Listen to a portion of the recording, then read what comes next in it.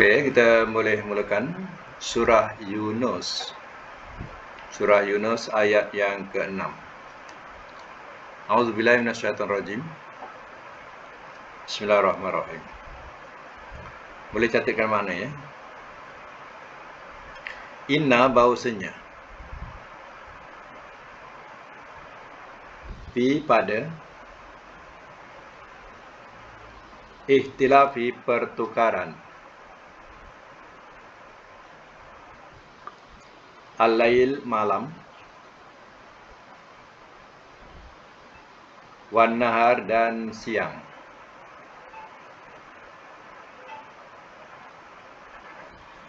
Wama dan apa yang khalaqa telah menciptakan Allahu oleh Allah fis samawati pada langit-langit wal ardi dan bumi.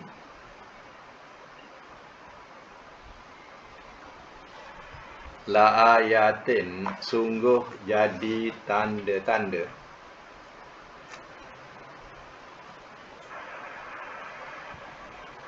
liqaumin bagi kaum yattaqun mereka bertakwa. Biasa semula. Inna fi ikhtilafil laili wan nahar. Bahwasanya pada pertukaran malam dan siang. Wa ma khalaqallahu fis samawati wal ardh. Dan apa yang telah diciptakan oleh Allah pada langit-langit dan bumi. Sungguh la ayatin, sungguh jadi tanda-tanda liqaum yattaqun, bagi kaum mereka bertakwa. Ya, kejadian yang besar seperti contohnya pertukaran malam dan siang. Ya, mana makhluk yang mengaku ya akulah yang menciptakan malam dan siang ini? Makhluk mana yang berani mengaku? Ya. Adakah ya berhala-berhala yang disembah juga dia boleh mengakui ya bahawa kejadian atau pertukaran malam dan siang ini adalah ciptaannya? Ya, sudah tentu tak ada yang mengaku. Jadi kejadian besar ini seperti malam dan siang. Begitu juga apa yang di langit. Ya. Seperti contohnya ya malaikat. Ya. Makhluk yang bernama malaikat. Ya, pandanglah ke langit, matahari, bulan, ya bintang-bintang, ya awan, hujan, itu artinya pisama yang di atas. Ya, jadi ya itu adalah tanda-tanda besar yang makhluk dia tidak boleh nak mengakui dia punya. Begitu juga yang di bumi, wal ardi dan di bumi. Maksudnya apa? Ya, haiwan, gunung ganang, lautan, ya, pohon-pohon, sungai dan lain-lain. Ya, itu adalah tanda-tanda besar. Layat, sungguh jadi tanda-tanda. Tanda-tanda apa? Iaitu tanda-tanda ya wujudnya Allah, kekuasaan Allah. Ini semua liqaumi yattaqun. Ya, bagi kaum mereka bertakwa. Yang bertakwa dia akan beriman dengan kejadian atau ciptaan besar ini. Ya. Ini ya Allah nak tunjukkan siapa yang berani mengaku dia yang buat, dia yang lakukan. Ya. Semua itu adalah Allah ciptakan untuk ya kemudahan dan untuk kepentingan kehidupan manusia di bumi ini. Baik, kita sambung lagi ayat yang seterusnya, ayat 7 ya. Innal ladzina, sesungguhnya orang-orang yang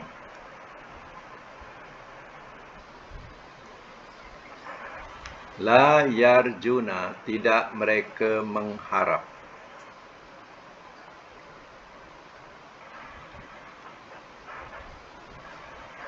liqa'ana, pertemuan kami,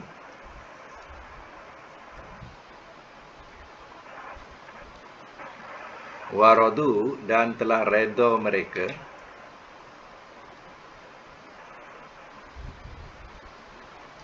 bil hayati dunia, dengan kehidupan dunia.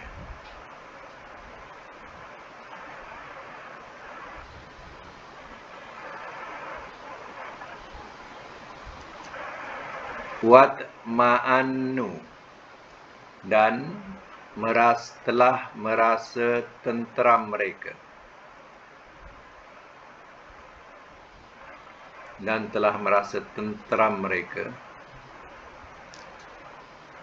biha, dengannya.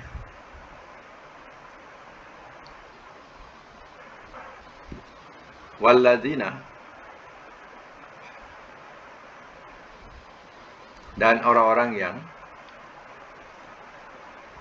mereka dari ayatina, ayat-ayat kami,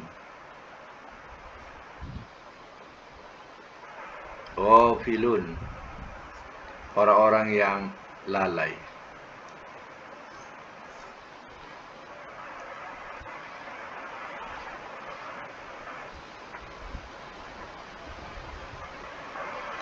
Ayat 8, ulaika, orang-orang itu,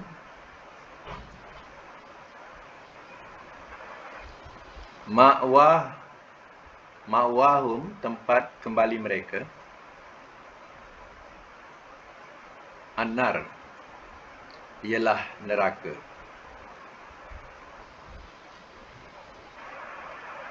Bima, dengan sebab apa yang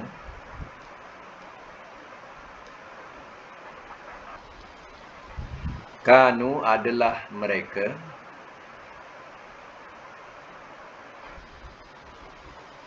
yaksibun, mereka usahakan.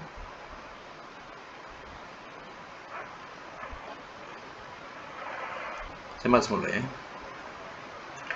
Innal ladzina la yarjuna liqa'ana, sesungguhnya orang-orang yang tidak mereka mengharap pertemuan kami.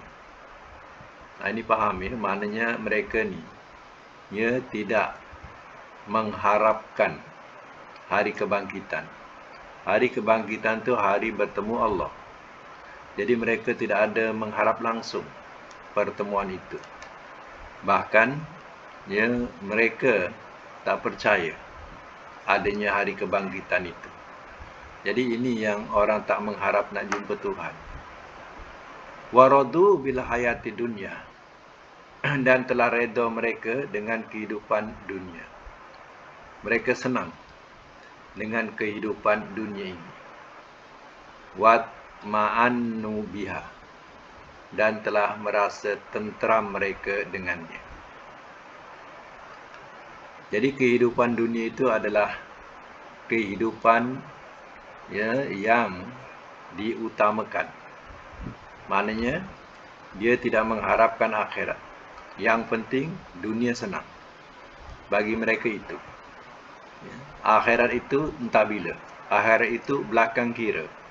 Mereka akan berfaham macam tu. Yang penting yang diutamakan ialah dunia. Nah, jadi mereka senang dengan apa yang diperolehi di dunia ini. Walladzina hum an ayatina ghafilun, dan orang-orang yang mereka dari ayat-ayat kami, orang-orang yang lalai. Maksudnya mereka lalai daripada ayat-ayat Allah. Ayat ini kena faham, satu ayat yang nampak jelas seperti adanya siang dan malam, matahari, bulan, bintang dan segala alam yang nampak. Itu adalah ayat-ayat Allah, tanda-tanda kewujudan dan keesaan Allah. Ini sebagai satu dalil. Yang kedua ialah ayat-ayat yang diturunkan berupa wahyu seperti Taurat, Injil dan juga Al-Quran. Itu juga dikatakan sebagai ayat-ayat Allah Ta'ala. Jadi dalam Quran ada dua dengan makna ayat yang nampak jelas, nyata sebagai bukti kewujudan Allah, dan satu ayat-ayat yang berupa wahyu yang perlu ditadaburkan. Ya. Jadi mereka dikatakan lalai daripada ayat-ayat Allah ini. Allah dah nampakkan adanya siang malam, adanya bulan, matahari dan lain-lain. Tapi mereka tidak menjadikan ia sebagai iktibar kewujudan keesaan Allah. Bahkan ia dihantui oleh fikiran ini semua terjadi sendiri. Fikiran mereka dihantui dengan apa? Mengatakan ini semua terjadi dengan sendiri. Inilah golongan yang dicap oleh Allah Ta'ala sebagai ghafilun. Orang-orang yang lalai. Kemana arah tuju mereka? Orang-orang ini ulaika ma'wahumun nar. Orang-orang itu tempat kembali mereka ialah neraka. Allah sendiri yang meletakkan kedudukan, bukan kita. Tapi Allah sendiri telah meletakkan kedudukan orang ini, arah tujunya ialah neraka. Bima kanu yaksibun, dengan sebab apa yang adalah mereka usahakan. Jadi tak ada keimanan dalam hati nak mempercayai bahawa Allah itu pencipta, kita ni hamba, langsung tak ada. Menganggap dirinya lah Tuhan, bukan dirinya hamba. Jadi dia menjadi hamba kepada siapa? Abdul dunia, hamba dunia. Tak disedari dia sudah menjadi hamba kepada dunia. Disebutlah oleh Nabi sebagai Abdul dunia, hamba dunia. Baik, kita sambung lagi ayat seterusnya, ayat 9 ya. Ayat 9, innal lazina, sesungguhnya orang-orang yang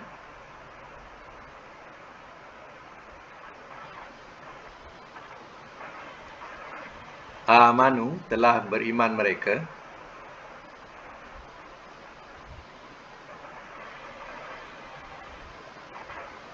wa amilu, dan telah mengerjakan mereka,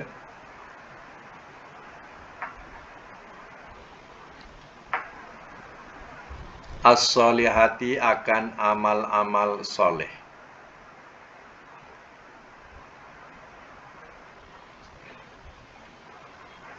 Yahdihim, ia pimpin akan mereka,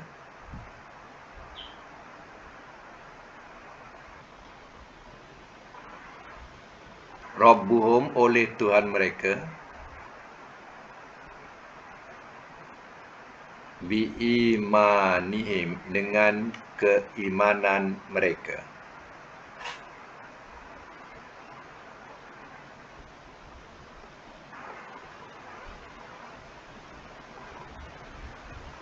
Tajri, ia mengalir, min tahtiha, daripada bawah, min tahtihim, daripada bawah mereka,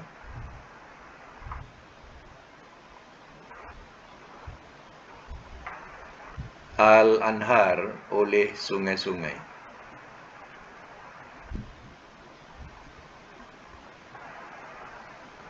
Fi jannatin, dalam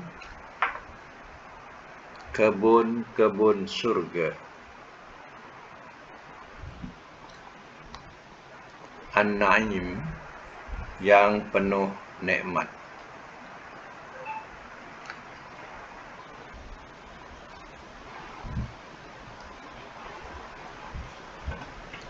Baca semula ya. Innal ladzina amanu, sesungguhnya orang-orang yang telah beriman mereka, wa amilus solihat, dan telah mengerjakan mereka akan amal-amal soleh. Jadi selalu urutan dia begitu. Iman saja tak cukup. Datang iman itu kerana ilmu. Baru datang iman. Kemudian iman saja tak cukup. Kalau tidak beramal soleh daripada keimanan itu, barulah dia mendatangkan buah, hasil. Kalau dia sekadar mengatakan amanna, kami beriman, itu tidak mencukupi. Jadi iman itu akan mendorong kepada amal soleh. Amal soleh Salah satunya ialah mengutamakan yang fardu daripada yang sunat. Mana Allah telah mewajibkan kepada hamba-Nya, iaitu beberapa yang difardukan.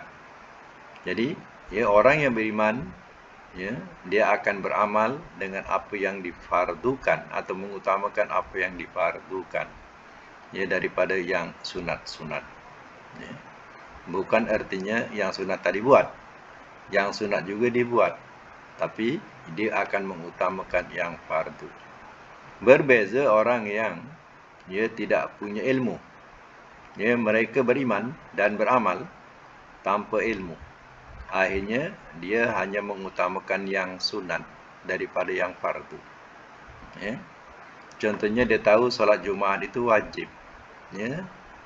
Tapi dia tidak memandang itu wajib, disia-siakan Jumaat itu.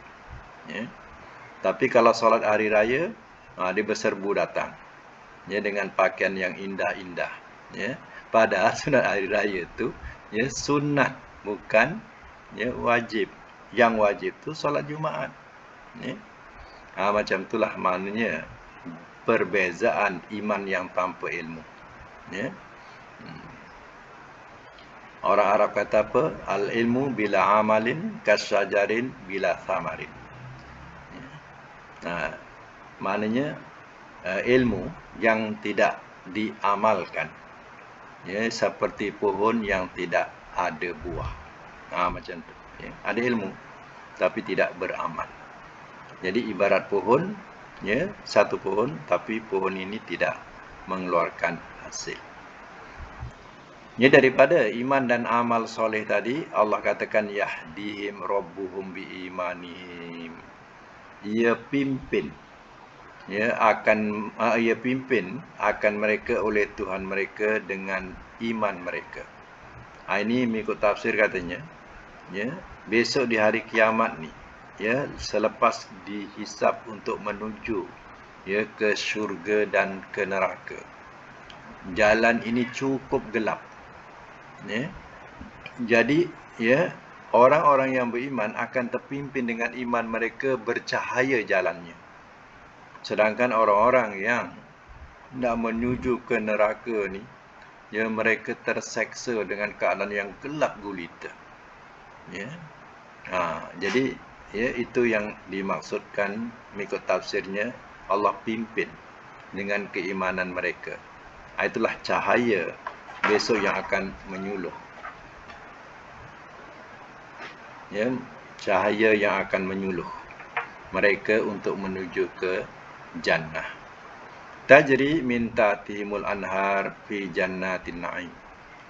Ia mengalir daripada bawah mereka oleh sungai-sungai. Maksudnya, syurga ini, keindahan syurga dengan adanya sungai-sungai. Tafsiran sungai ini bukan satu nahrun. Kalau satu nahrun, ini anhar, sungai-sungai. Jadi sungai-sungai ini kita akan jumpa dalam surah Muhammad. Dalam surah Muhammad ada tafsiran sungai-sungai. Sungai yang mengalirkan air biasa, sungai yang mengalirkan madu, sungai yang mengalirkan arak, sungai yang mengalirkan susu. Jadi artinya untuk kehidupan ahli syurga tidak kekeringan. Kita susu hanya mengharapkan daripada hasil binatang-binatang. Tetapi di sana susu mengalir bagai sungai. Bukan bagai, sungai itu mengalirkan susu. Jadi tidak ada surutnya. Pendek kata, ahli syurga mewah. Tidak perlu nak memerah-merah susu. Begitu juga dengan madu, mengalir madu. Tak ada bersusah payah macam mana di dunia untuk mendapatkan madu. Begitu juga dengan arak. Itu dikatakan orang yang minum arak di dunia tidak akan merasa kelazatan arak di akhirat. Begitu lazat arak di syurga. Mereka akan duduk di jannatin na'im, iaitu di kebun-kebun syurga yang bernama An-Naim. Ya. Baik, kita sama lagi ayat yang ke-10. Dakwahu, seruan mereka. Seruan mereka fiha, di dalamnya,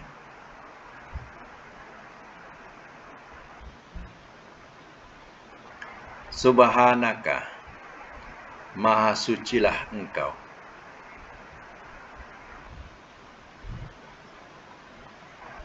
Allahumma, wahai Allah. Wa tahiyatuhum, dan penghormatan mereka,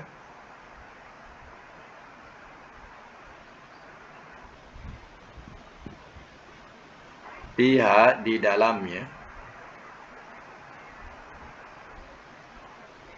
salamun, ialah salam.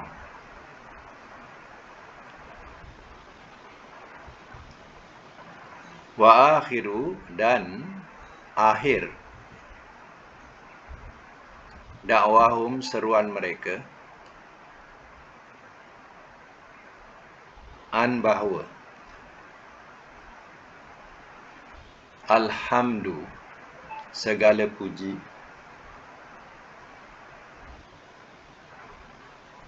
lillahi, bagi Allah, Rabbil alamin, Tuhan sekalian alam.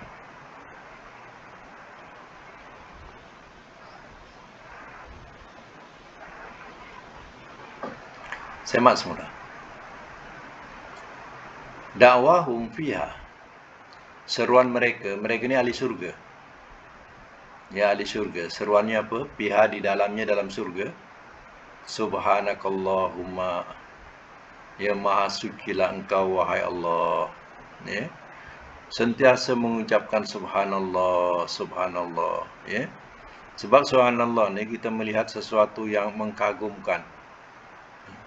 Jadi orang ahli syurga ni sebenarnya, ahli syurga ni, ya, dikatakan bahasa kita jakun. Ya, jakun melihat sesuatu itu dan ini yang, ya, belum pernah dia lihat. Jadi ucapannya tiap melihat, ya, benda-benda yang ada dalam syurga atau barang-barang yang ada dalam syurga, ucapannya tak ada lain subhanallah, subhanallah. Macam itulah ucapan. Ya. Wa tahiyatuhum fiha, dan penghormatan mereka di dalamnya, dalam surga, penghormatan mereka ialah salam. Jadi ucapan salam ni bukan hanya di dunia, tapi membawa kepada akhirat juga. Besok bila berjumpa ahli surga dengan ahli surga, mereka akan mengucapkan salamun alaikum. Kadang hanya ucapan salam, salam. Ya. Terkadang assalamualaikum, terkadang hanya salam saja. Itu maknanya ucapan salam ni membawa ke syurga. Jadi penghormatan antara ahli syurga, ucapan ialah salam. Ya.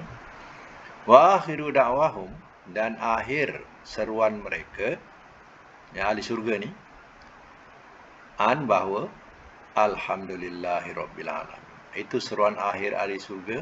Lalas sekali, alhamdulillahi rabbil alamin. Alhamdulillah, alhamdulillah. Ya.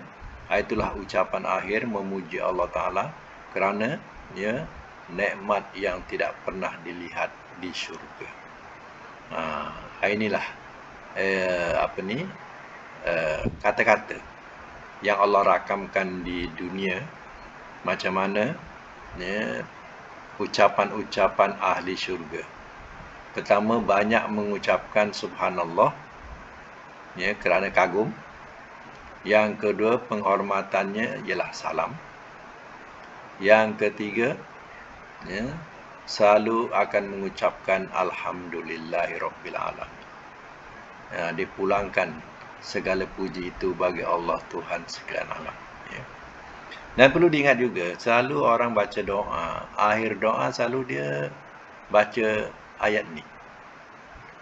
Da'wahum fiha subhanakallahumma wa tahiyatum fiha salam wa akhiru da'wahum anil hamdulillahi rabbil alamin.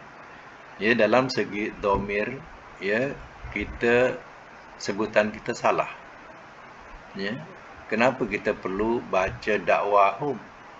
Ya. Hum itu ialah untuk ahli syurga. Sekarang ni kita yang tengah baca doa ni, kita tak boleh sebut dakwah hum. Kita sebut ya dakwana. Ya. Jadi tak boleh dakwahum. Dakwana fiha subhanakallahumma wa tahiyatuhum fiha salam wa akhiru dakwana. Ya. Kita kena ubah dhamir lah sebab kita yang cakap.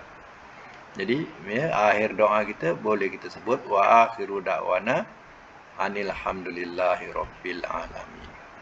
Kalau dakwahum tak kenalah dhamir itu kepada mereka. Ya, mereka tu ahli syurga.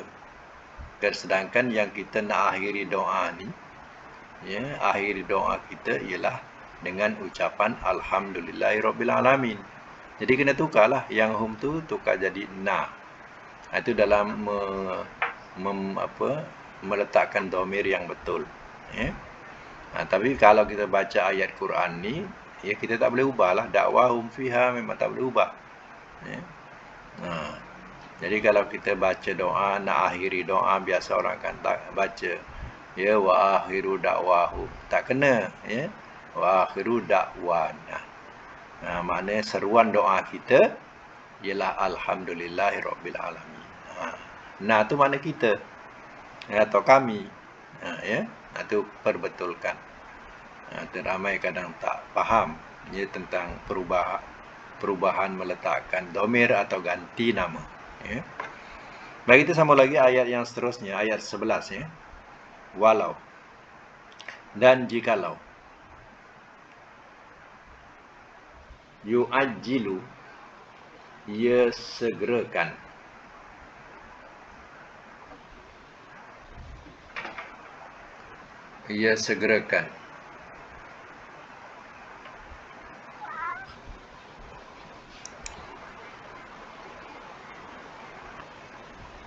Sekejap.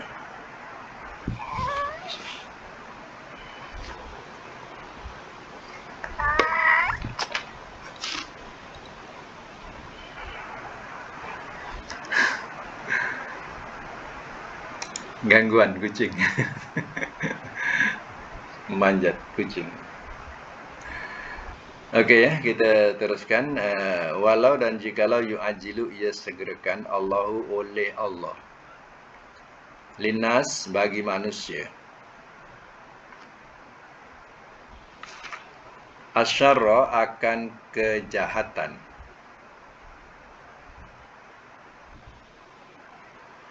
Istijalahum. Istijalahum. Permintaan segera.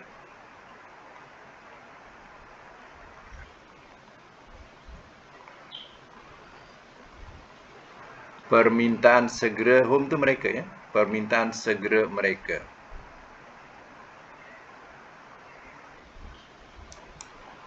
Nabil, ambil kucing ni Bil. Kacau. Bil khairi dengan kebaikan.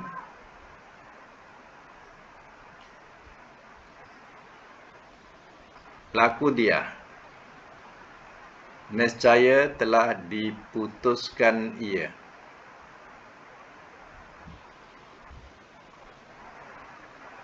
Ilaihim kepada mereka.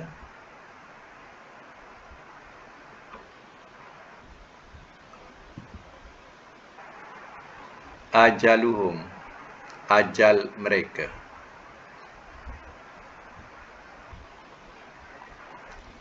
Fanazaru. Maka kami biarkan.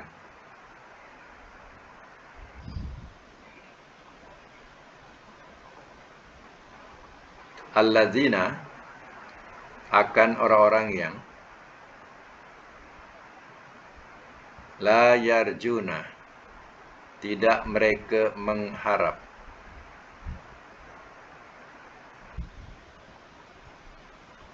liqa'ana pertemuan kami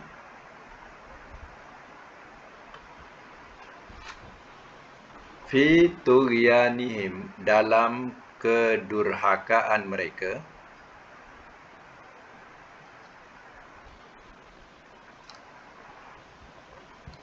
ya'mahun, mereka buta meraba-raba.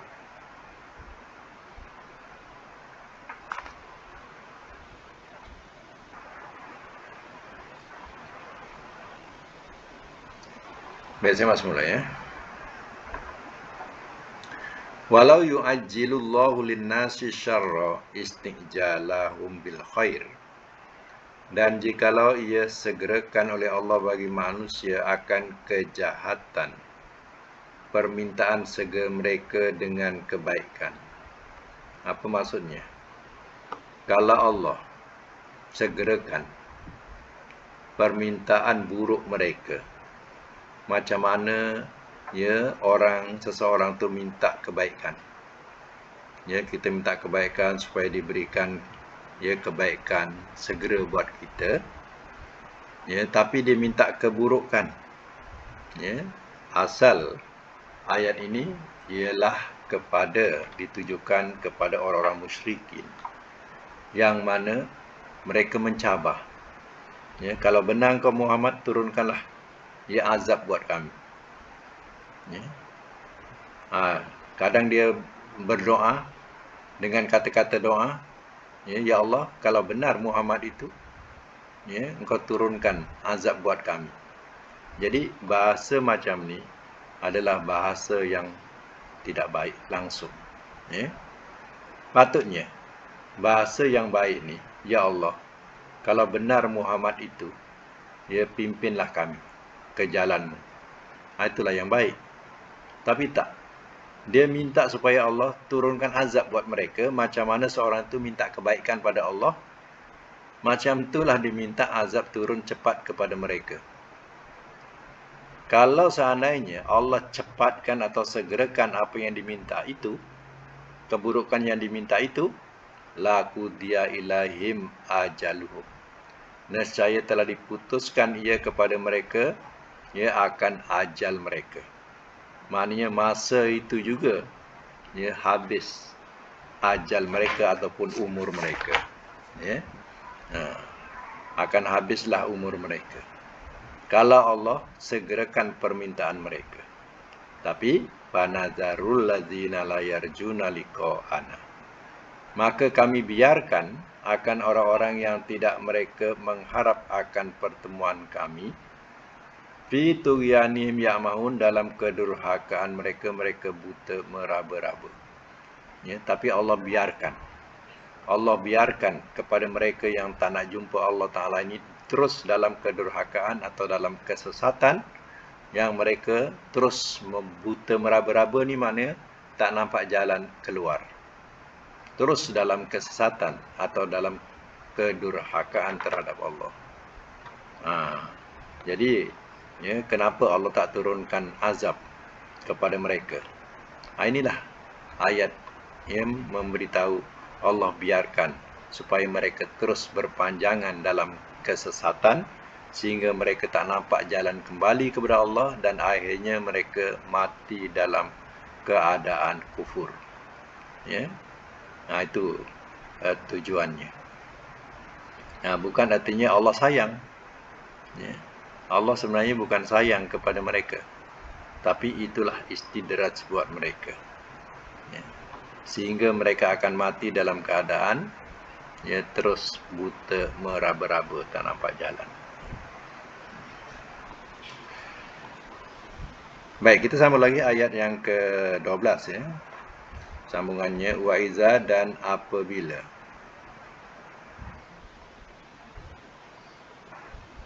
Masa telah menyentuh ia.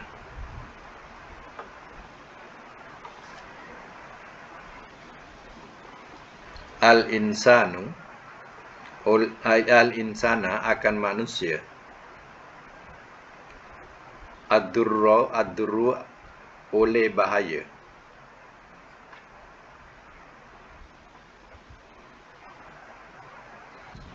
Da'ana, telah berdoa ia kepada kami.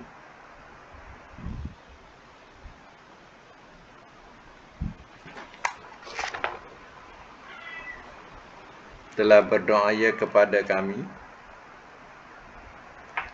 li janbihi,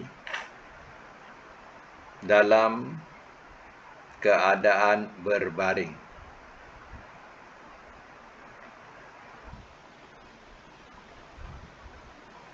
Dalam keadaan berbaring, au qa'idan, atau duduk.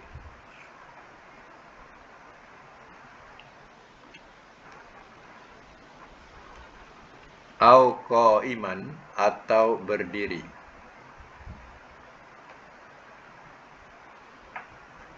Falamma, maka manakala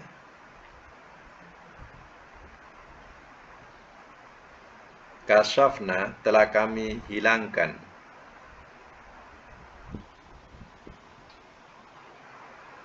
anhu, darinya, durrahu, akan bahayanya,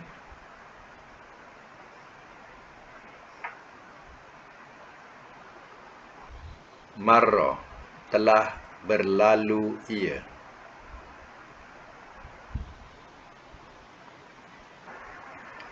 Ka'an, seolah-olah, lam, tidak, yada'una, ia berdoa kepada kami,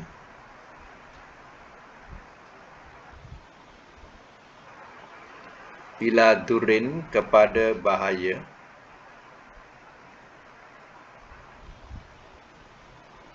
massahu, telah menyentuh ia akannya.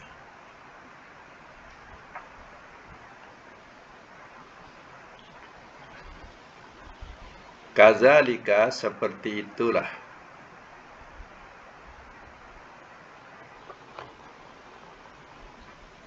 zuyyina, telah dihiaskan ia,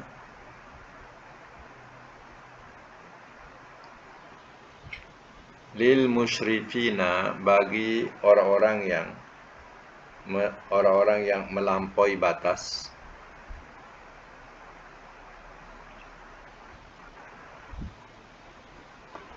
makanu, apa yang adalah mereka, ya'malun, mereka kerjakan.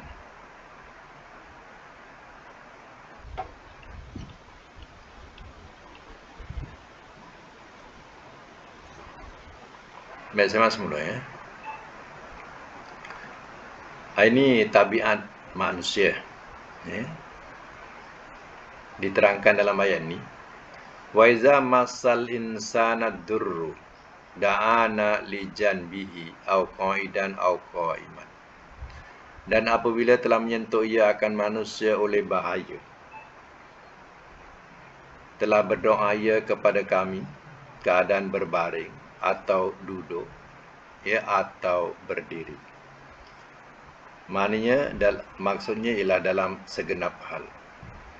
Manusia ni dia bila ditimpakan bahaya seperti sakit ataupun kefakiran, berdoa tak habis-habis kepada Allah Ta'ala ya, baik ketika baring, duduk, bangun ya, berdoa kepada Allah Ta'ala supaya dihilangkan bahaya yang menimpa dia ya, siang malam berdoa menyeru Allah.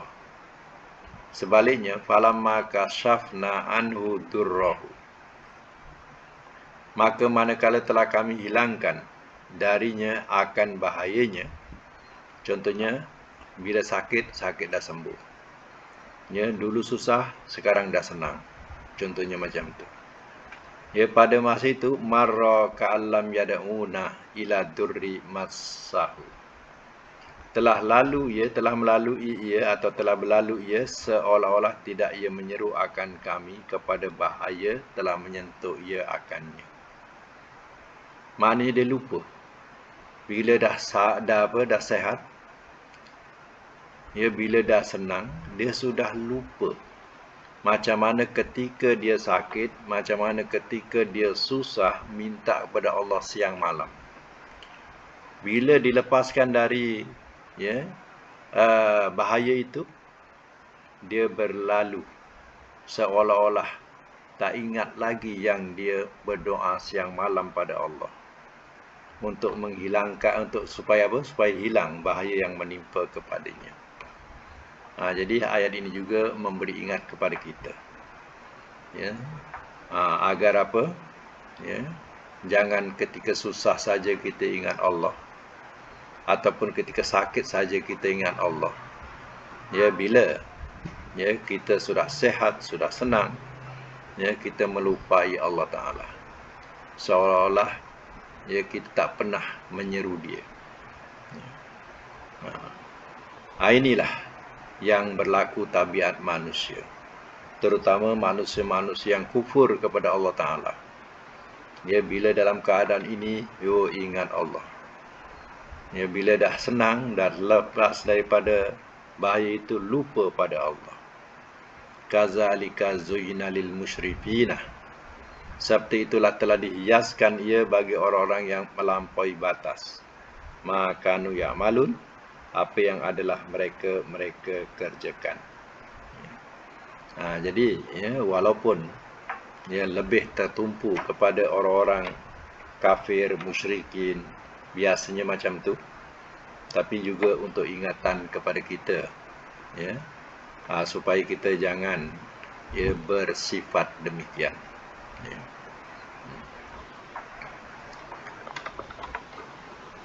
Cerita Sa'labah tu pun dah cukup jadikan tauladan. Ya, dia susah minta kepada Rasul supaya jadi kaya. Ya, supaya senanglah maknanya. Ya. Dia dah menderita lama susah.